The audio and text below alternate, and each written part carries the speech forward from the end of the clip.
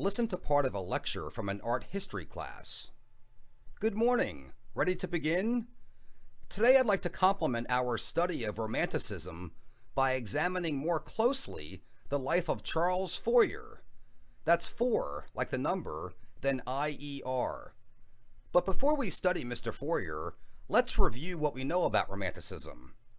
Who can tell me what Romanticism was and when it lasted? Yes, Mr. Stiles.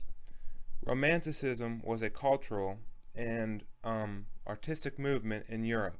It lasted for the first quarter of the 19th century. Very nice, Mr. Stiles. Who would like to summarize the main message of Romanticism? Let's see, Miss Brown. The main message was probably that artists should, that individuals should, use their imagination to choose the form and content of all art. The Romantics thought that the Enlightenment had kind of choked off imagination and feeling and creativity and, stifled all individual freedom. Well put, Miss Brown. The Romantics loathed any type of rationalism. The Enlightenment had emphasized rationality and reason so much that the Romantics felt the individual had been demolished, reduced to an automated robot. It was time to liberate the soul, to break away and stand out, to reclaim individual freedom. Rousseau penned the rallying cry in the beginning of his Confessions. I am not made like any of those I have seen. I venture to believe that I am not made like any of those who are in existence. If I am not better, at least I am different.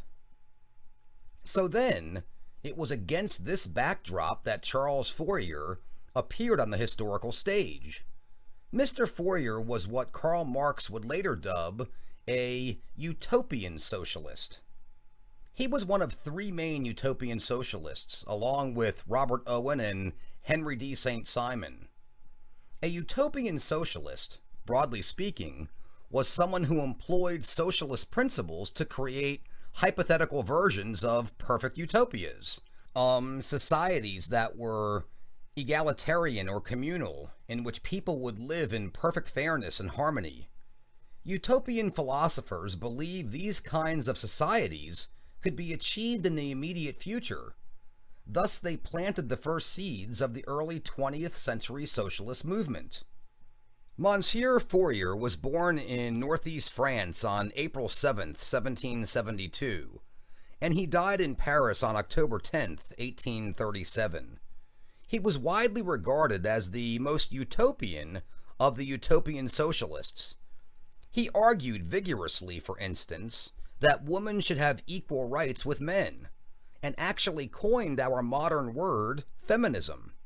Also, he thought the Industrial Revolution that was then taking place in England was simply a passing phase, that mankind would move beyond industrialism to something better. As to what that something better would be, Fourier had some rather unusual ideas. He was born into a well-to-do family of cloth merchants, and after he inherited his mother's estate in 1812, he had the money and time to pursue these notions. In his four published works, Fourier laid out a vision of a future community built on emotional bonds, fueled by what he called the laws of passional attraction.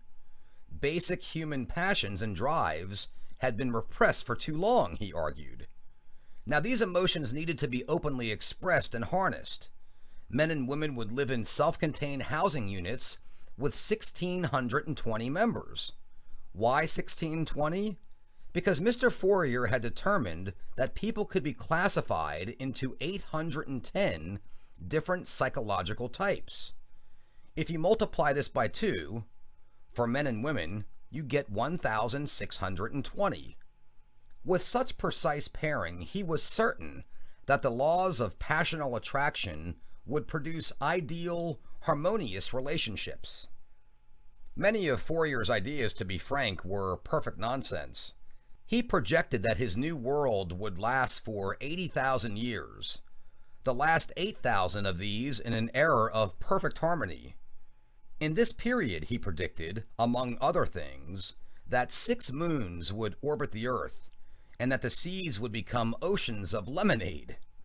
But sprinkled amidst his nonsense were enough kernels of fresh thought to qualify Fourier as an instrumental influence on later socialist thinkers such as Marx and Engels.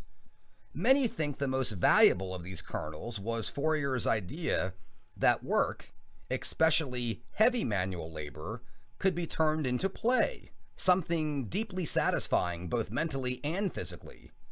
That was probably the one vision of Fourier's that most captivated later socialist thinkers.